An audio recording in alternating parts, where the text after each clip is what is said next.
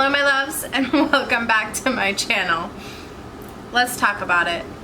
I have been gone for 2 weeks, so what happened was I ended up getting really sick and then I couldn't fall back into the rhythm of filming, and I am now starting a new plan for my schedule. If you didn't know, I actually run 2 YouTube channels, this one and another one. This is sort of my baby project. The other one is over 1,000, so it was sort of easier to, and I don't really ever show my face on that one, so it was a lot easier to sort of get back into the swing of filming. Sorry, I really am. I promise I will not be going away like that unannounced ever again. It was really sad for me. I really enjoy filming. I really enjoy reading. I really enjoy interacting with everyone who interacts with me. I really enjoy, I just enjoy being on YouTube in general. So I'm really sorry for leaving. I know most of you are like, girl, if you were sick, be sick. Don't apologize for not being here when you were sick, but I really did feel bad, so I wanted to address that really quickly. Switching gears really quickly to talk about the changes coming to the channel. First of all, my schedule is changing. It's gonna make it easier for me. Basically, like I said, I run 2 YouTube channels, so I was getting to the point where I was having to film, edit, and upload 3 different videos on the same day. I have that other YouTube channel, and then I have a members and Patreons thing where I film a video, a vlog basically, once a week for them, and that happened to be Wednesday, which is the day I was posting here, and then sometimes I had a video that had to go up on the other channel as well. So it just got to the point where I was doing 3 videos in one day, and I was like, stop. So my new schedule is going to be as follows: Monday and Thursday for this channel, and then pretty much every other day for the other channel, except for Saturday and Sunday. Sunday will be the vlog, and then Saturdays I go live on that channel. So that's my new schedule. Here you only have to worry about Mondays and Thursdays now. That is going to be my new schedule for this channel. So let's talk about what I did this month. I have my phone in front of me because I couldn't tell you what I read and when. I know that I basically read, how many books did I read? I read 3 books. I listened to 2. One of them was a reread or re-listen. So let's start with, I reread the Song of Achilles. No one here is surprised. I did a whole video on how to get over a book hangover, specifically this book. This one killed me for a little while, I'm not gonna lie to you. I read this in March, and then I read it again in May. So will this be a trend? Maybe. The first time I read it physically, and then the second time I read it audiobook. My opinion didn't change. I gave it 5 stars both ways, I think. I just enjoyed it. I have really nothing to say. This is by Madeline Miller. If you really need to know what this is about, this is a, if you don't already know, is what I should say. This is obviously an ancient Greek story of Achilles and Patroclus, and it is everything to me and more. Okay, so there's that. And then most of these books I read and did a whole video on this month, like I said, or last month. Like I said, I really, I was sick. So basically nothing you're seeing here is going to be new, except for 2 of them, I think. And then moving into Hamlet. This is obviously by Shakespeare. I read this for a video in which I did Shakespeare Saturdays. Will Shakespeare Saturdays continue now that I am no longer posting on Saturdays? I would like to think so, but also at the same time that adds a second video to another day, so that will definitely be a when I'm in the mood for it thing, when I'm in the mood for Shakespeare, because unfortunately this put me in a book hangover when I reread it, and this put me in a book reading slump. So it took a little bit of finagling to get me out of it, including a book that I hope I can pop up on the screen. If I can't pop it up on the screen because I get lazy, I will just show you here, and I have a feeling I'm going to be lazy. So this is Violet Bent Over Backwards. Violet bent over backwards over the grass, bent backwards over the grass. Sorry, wow, that was a tongue twister. This is a poetry collection by Lana Del Rey. So the reason I read this book was because, first of all, I saw it on Scribd, and secondly, because I really like Natasha from My Reading Is Odd, and she recommended it heavily, and I was like, we'll try it. And there were some poems, I think maybe I should have read it rather than listened to it, and you know, it's always, you know, it's so weird because sometimes I'm like, oh, I should have listened to it instead of read it, and then it's always the opposite when it comes to poetry for me. This specific book, I liked maybe one or two of the poems in it. It wasn't really a thing that I would reread. I gave it 3 stars. I felt it because I believe she was the one reading it. I could be wrong. I don't know anything anymore. This is just a poetry collection, and poetry collections for me are really hit or miss. I really either like my heart or like not it. And like, I've never hated any of the poetry collections I've read. Just never really love them. Usually even when I love them, I only love them because they hurt. Whatever that says about me, I don't know. So next I read The Troop, which you already know, that was the last video I posted. So quick update. Am I telling you what any of these are about? I think Hamlet's pretty self-explanatory, and it's a poetry collection. So The Troop is by Nick Cutter. This is a book where a scoutmaster takes, I think 5 boys? 4 boys. 5 boys? I don't know. I think it's 5 boys to a cabin in the woods on an island, and this man who's infected with something comes and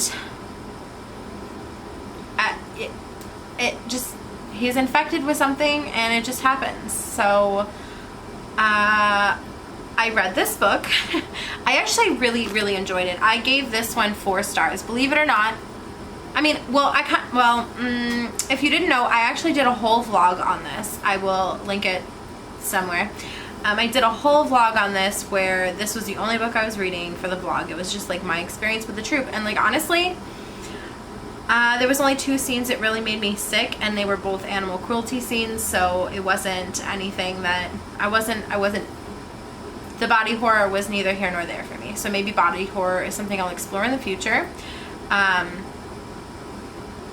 It was fine. But I kind of knew I wasn't gonna need, like, I kind of knew it wasn't gonna be a problem for me. Like, I didn't think I was gonna like ever need to put it down. So I'm actually kind of shocked that I was right though. Quick update, if you did watch that vlog, and I said it didn't affect me, I actually had one nightmare. Just one, and it wasn't even really that bad. It's just like, it was worms were coming out of people and making them hungry, and I didn't want to get infected with the worms, but at the same time, I didn't feel any immediate danger. Like, I woke up and I was like, good night, going back to bed. So there's an update for you. It was. Most of my thoughts from this book were summed up already in that vlog, so if you are interested to know more, I recommend you read it. I think it's pretty short. I think it's only like maybe 20 minutes. A lot of me saying, you know, because I was really indifferent to the whole body horror thing.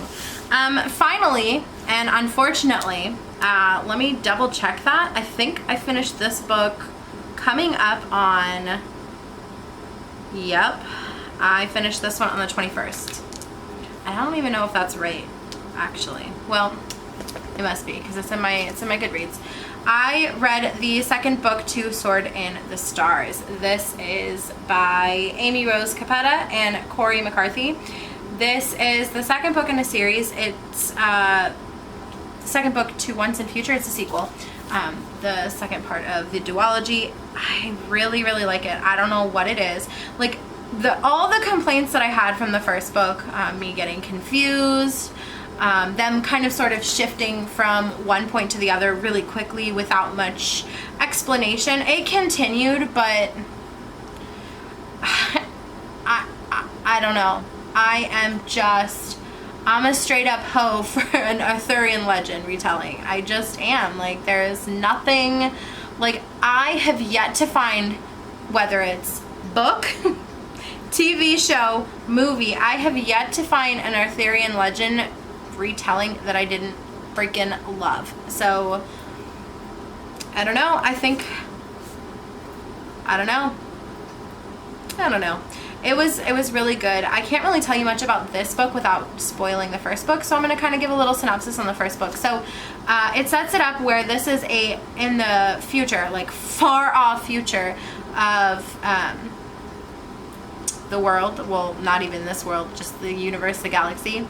And we come upon a brother and a sister, and the sister is actually the reincarnation of King Arthur, and then Merlin is there, and it's just like the little Easter eggs that were planted. I loved it. If you want to hear my thoughts on this one, this was actually, so if you're new to me, hi. Basically, I did a video where my son picked 5 books for me to read, and this is the one that I thought I was gonna hate because I don't typically love YA lately, and I don't typically love sci-fi or fantasy lately, and my child picked he picked Once and Future, and I loved it. I was like 100 pages in, and I already ordered the second book, and I was like, I gotta read it next month, I have to, and so I did. I really, really liked it. Will I read anything else from them? I don't know. I think that what did it for me was the Arthurian legend, because the writing was neither here nor there for me. It's just the Easter eggs that were planted. The writing style, I should say. The writing itself was okay, but the style of, like, where I was confused, basically. And like I said in my original video when I talked about the first book, I thought it was me, I thought it was dumb. But it kept happening. I don't know, maybe I am dumb, I don't know. And an honorable mention, a book that I started before I started all the other ones.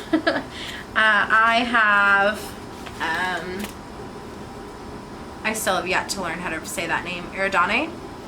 I'm sorry. This is a Book of the Month book.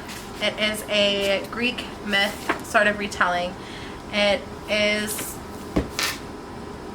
was fine. I mean, it just reminded me of Circe, and that's basically where my not wanting to read it set in. Like, once I started to get the Circe vibes, I was like, because if you didn't know, Madeline Miller actually wrote Circe and the Song of Achilles, and I preferred, obviously, the Song of Achilles, and Circe was just like, book for me. So I still would like to finish this book. I only got 65 pages in. I do intend to finish it.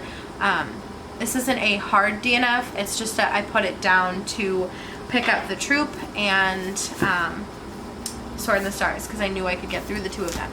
So that is it for today's wrap up. Did I even say this was a wrap up? I don't even know.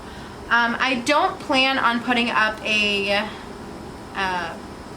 TBR video, just because my TBR from last month, I literally didn't finish. I think I finished like 3 of them. So I'm a mood reader, and I really, really learned that this month when I tried to force myself to read and do other things that I just wasn't in the mood for. So, lesson learned. In the future, I will probably not be putting up TBR videos, just because, unless it's like a new release that I know I'm going to read, I probably won't read anything I say I'm going to read. So, it just doesn't really make sense for me to do that. That is it for today's video. If you like this discombobulated mess, please hit subscribe. I'm always this discombobulated.